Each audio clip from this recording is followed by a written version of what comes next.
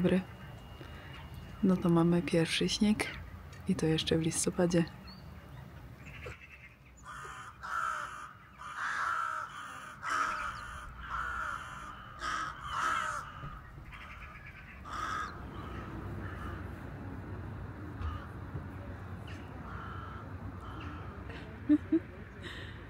Tutaj dzisiaj zima i jesień naraz. Śnieg i liście nasypane.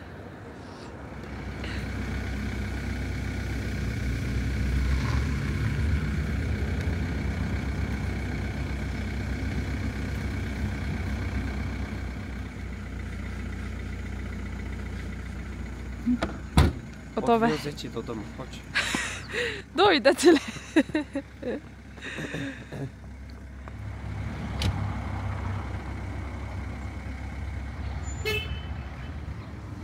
Wszystkie auta na parkingu z podniesionymi wycieraczkami.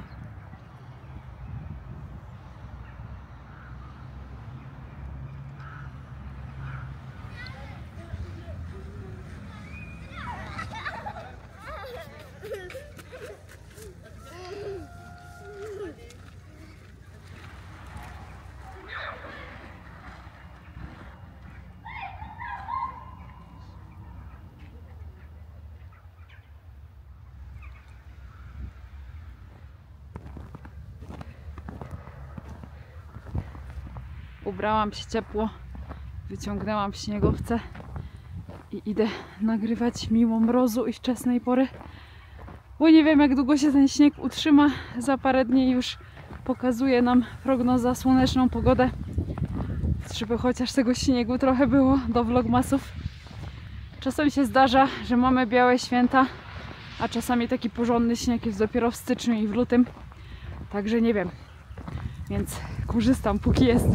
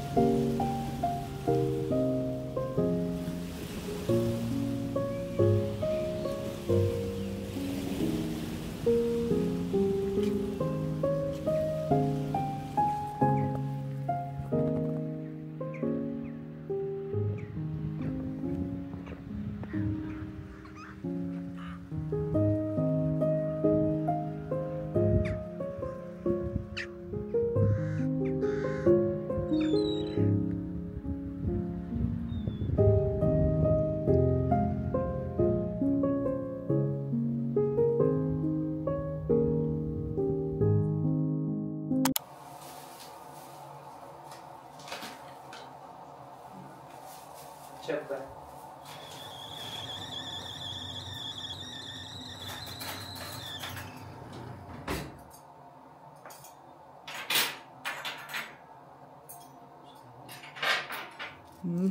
Ale pachną simity. Świeże. I ciepłe. Op.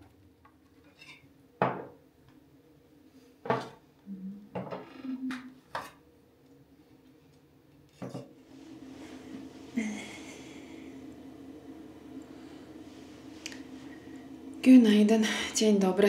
Tutaj Magda z kanału Kawa po turecku. No i powiem Wam, że dobrze, że wtedy rano od razu wybiegłam z domu i ponagrywałam te klipy ze śniegiem, które mogliście na początku zobaczyć. Bo później już wyszło słońce i śnieg wytrzymał tylko kilka godzin, teraz z powrotem mamy wiosnę. I nie wiem, czy będziemy mieć w tym roku białe święta, bo jak sprawdzam prognozę pogody, taką długoterminową, to pokazuje, że u nas w tym roku takie śnieżyce porządne to będą dopiero w styczniu i w lutym. No i też zazwyczaj tak jest. Chyba tylko raz mieliśmy takie naprawdę białe święta i bardzo dużo śniegu spadło i to jest mój ulubiony vlog wigilijny w ogóle na kanale. Podlinkuję Wam, może sobie zobaczcie, zanim będzie wigilijny vlog z tego roku.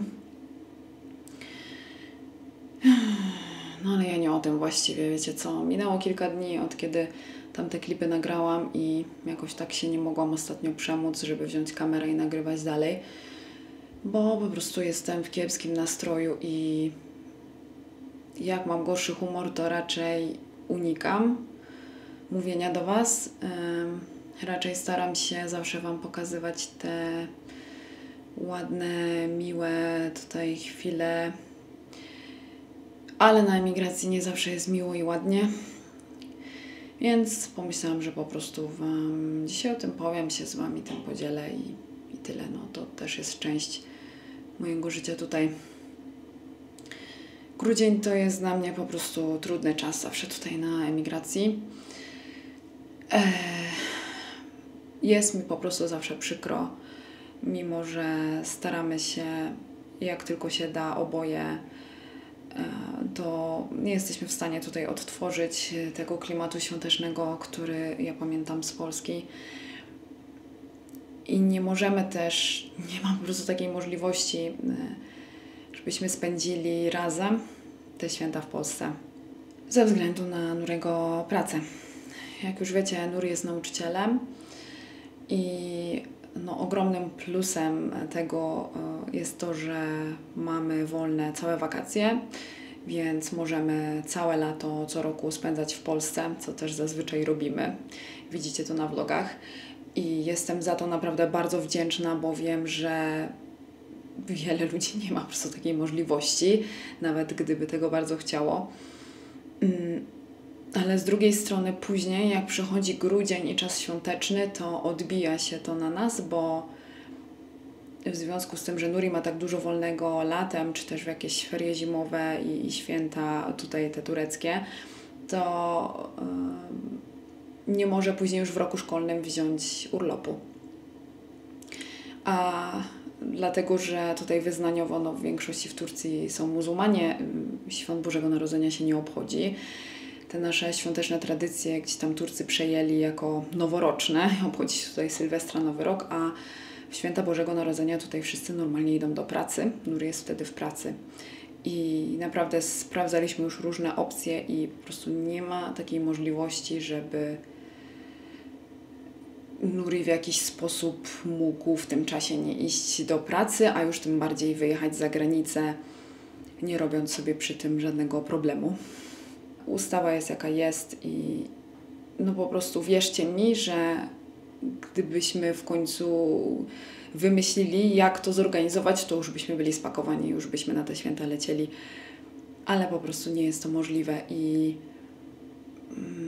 w zeszłym roku poleciałam na święta do Polski, co pewnie pamiętacie z vloga. Zrobiłam wtedy niespodziankę mojej babci o tym, że przylatuję. Wiedziała tylko moja mama, więc cała rodzina miała niespodziankę. Bardzo się ucieszyli i spędziłam naprawdę te święta bardzo miło w gronie rodzinnym. Tak jak to pamiętam z dzieciństwa. Od zawsze Wigilię spędzałam w Polsce właśnie u mojej babci. Przy dużym stole pełnym ludzi. U babci zawsze na święta po prostu cała rodzina się zbiera. I było mi po prostu przykro, że nie było przy tym stole z nami Nuriego. Tym bardziej, że miałam w głowie to, że my tutaj sobie siedzieliśmy w dużym gronie rodzinnym, a on został w domu sam. Było mi po prostu przykro i jemu na pewno też było smutno i chociaż to nie jest jego wina, to wiem, że on zawsze ma w sobie takie poczucie winy. On się tak czuje, że to jest jakby przez niego, że nie możemy tych świąt obchodzić tak jak chcemy, jakbyśmy sobie to wymarzyli, bo on ma taką pracę, a nie inną. I w tym roku zdecydowałam zostać na święta w Turcji i spędzić je z Nurim. Zobaczymy, może za rok polecę do Polski, może po prostu tak będę to rozwiązywać, że jeden rok będę tutaj, jeden rok będę w Polsce. No ale mówię Wam, cokolwiek byśmy nie zrobili, to zawsze gdzieś tam jest mi przykro, jest to dla mnie trudny czas.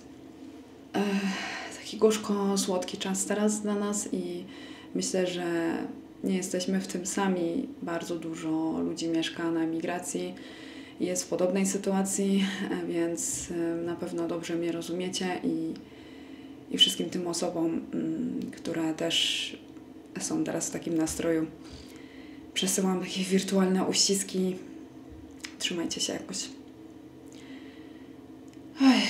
No i wiecie, żeby jakoś tutaj się z tego smutku odgrzebać i chociaż trochę sobie tej atmosfery świątecznej dostarczyć, to chcielibyśmy już udekorować świątecznie mieszkanie, ale brakuje nam parę rzeczy jeszcze, więc dzisiaj po prostu pojedziemy na ostatnie świąteczne zakupy. Widzieliście w ostatnim vlogu, że parę rzeczy przywiozłam sobie z Antalii, chociaż no w większości słodyczy świątecznych, po prostu słodyczy, które tutaj na wschodzie Turcji są niedostępne.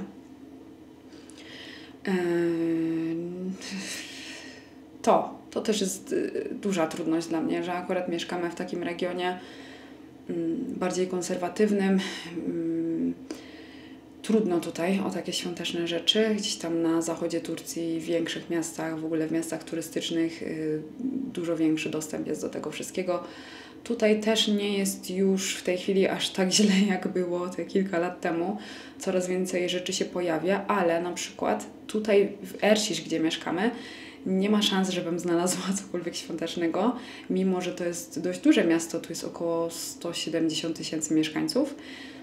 To jeżeli chcemy kupić cokolwiek świątecznego, czy to słodycze, czy to jakieś ozdoby, czy nie wiem, jakieś sweterki świąteczne, skarpetki, cokolwiek, to musimy pojechać do Van 100 km od Ercisz. Więc dzisiaj właśnie pokonamy taką drogę, najpierw 100 km w jedną stronę, potem z powrotem, po to, żeby cokolwiek świątecznego znaleźć. Zobaczymy, jak to pójdzie. Wybierzemy się do galerii, bo tam w tych takich sieciówkach jest możliwe, że coś znajdziemy i też do takiego większego Migrosa niż my tutaj w Ercisz mamy, bo widziałam w gazetce migrosowej, że właśnie sporo świątecznych rzeczy jest. Zobaczymy, co uda nam się zdobyć. Trzeba się szykować i jedziemy na te zakupy.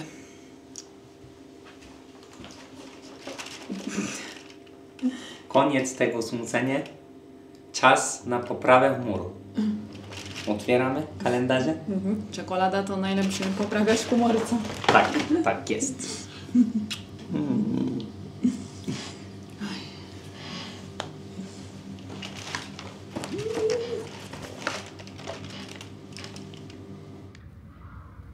No i jak widać, zostały tylko resztki śniegu. I mamy dzisiaj piękną, słoneczną pogodę. I w sumie to czuć dzisiaj bardziej wiosnę niż zimę. Jedziemy. Dzień dobry. Jedziemy, chodź. Jedziemy.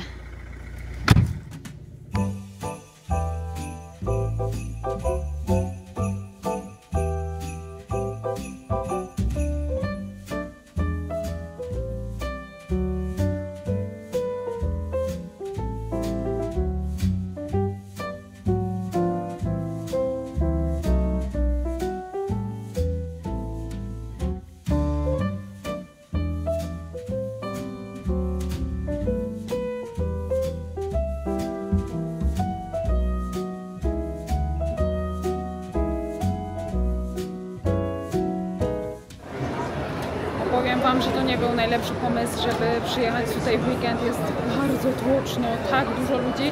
Do tego stopnia, że Nuri mnie wyrzucił na parkingu galeriowym. Jeździ teraz po mieście, szuka jakiegoś miejsca, żeby zaparkować, bo tutaj na parkingu już nie było miejsca. Także nie wiem, ile uda mi się dzisiaj ponagrywać. Jest bardzo tłoczno. Będzie się trzeba trochę poprzeciskać dzisiaj między ludźmi.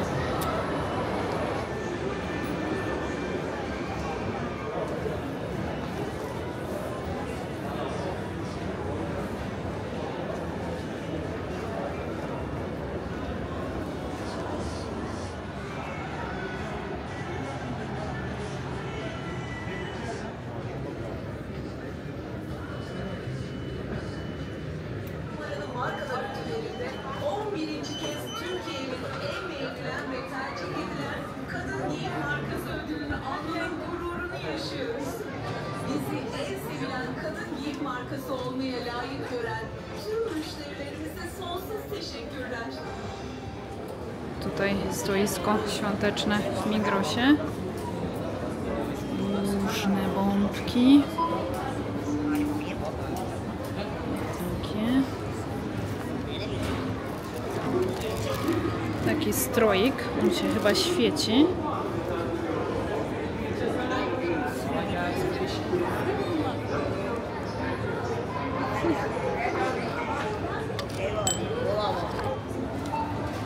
I takie jakieś różne światełka. Tutaj różne cuda na głowę, czapki, jakieś opaski i takie rzeczy. Co, na choinkę?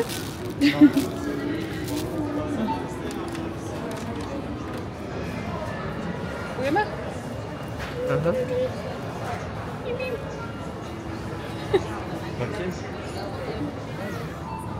Mikołaje na klamerkę.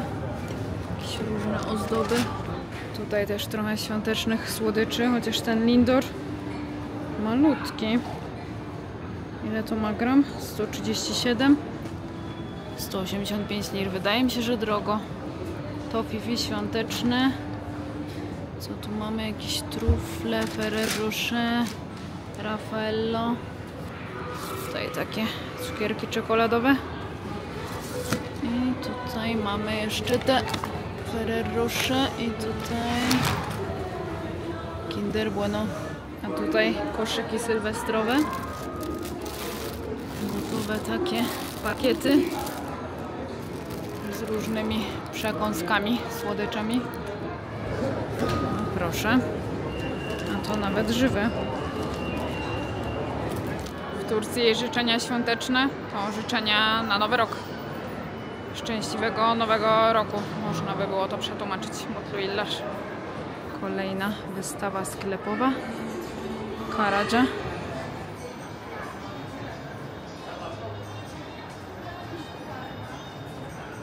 Zobaczcie, teraz wchodzimy do takiego sklepu Mr. DIY. To jest takie jakby Pepko, tylko że produkty są z Chin. Na pewno będą jakieś świąteczne pierdolety.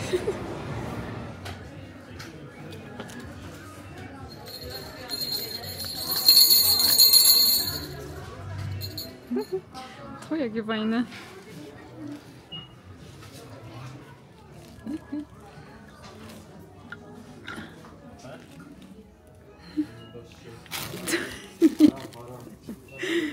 Ojej, ty jesteś sroka, nie lubisz takie świecące rzeczy.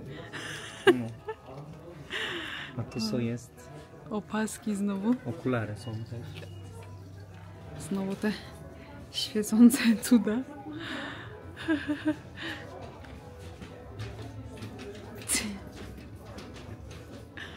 O, a tutaj wieńce.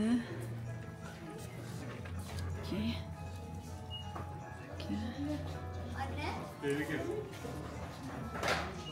Przy okazji, jak już tu jesteśmy, to może wezmę. Potrzebuję blachę do ciasta. 37, 25. To by było dobre.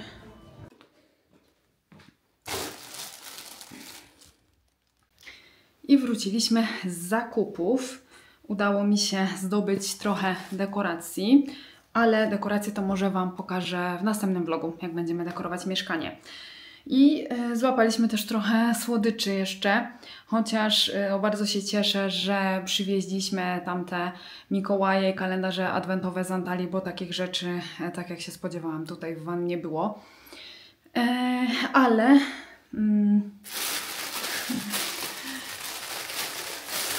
coś, co zawsze na święta kupujemy. Półmetrowa czekolada Kinder. Ja bardzo lubię tą czekoladę. Dlatego właśnie taki zakup. I mamy też takie praliny z tureckiej marki. I mamy jeszcze tutaj takiego Lindora. Wiecie co, no nie ukrywam, że najbardziej zależało mi na piernikach. Ja widziałam w gazetce z Migrosa, że pierniki będą dostępne. No oczywiście w Van ich nie było. Podjechaliśmy do 3 Migrosów i w żadnym Pierników nie znalazłam.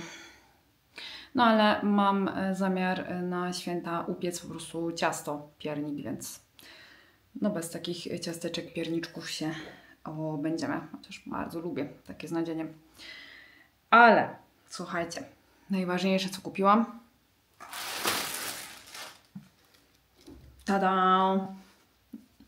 Wbrew pozorom to bardzo świąteczna rzecz. Nie wiem, czy pamiętacie, jak Wam mówiłam o tym, że okna w mieszkaniu się nie otwierają. To znaczy, tutaj za mną widzicie właśnie takie potrójne okno, no to te boczne skrzydła się otwierają, a to środkowe jest na stałe. Nie da się go otworzyć i w innych pokojach też tak jest. Więc no pomyślałam, że tym będzie mi dużo łatwiej te okna z zewnątrz myć. Tu jest z tej strony gąbka, z tej strony ściągaczka. I to się jakoś tutaj, rozkłada jeszcze. Więc jak się zabiorę za mycie okien na święta, to tym razem będzie mi dużo łatwiej. Oj, to już ten czas. Widać, że jesteśmy po 30, skoro cieszymy się z takich rzeczy. No cóż. Dobra. Herbata teraz. Tutaj nasz masterchef rozbraja granata. Bo to też nam się przyda do herbatki. Nasz przepis. Widzisz, jak ładnie się otwierało. Proszę bardzo. Pięknie. No dobrze, no to mamy tutaj, myślę, że połowę granata. I wrzucamy to teraz tutaj.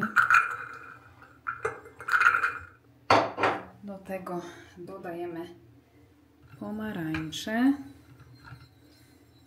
I tutaj mam też cynamon i kilka goździków. I zalewamy teraz wodą.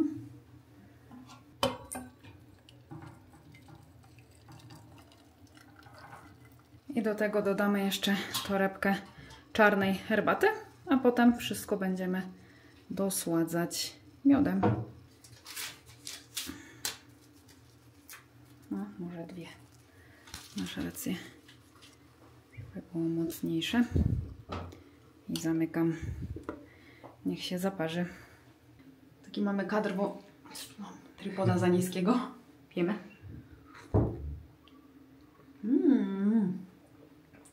Dobra jest. Okej. Słodka, dobra. To idziemy się po ludzku usiąść, a nie tak w tej pozycji. Wypić tą herbatkę po ludzku i kończymy. Do zobaczenia w następnym vlogu już niedługo. Bywajcie. Tschüss.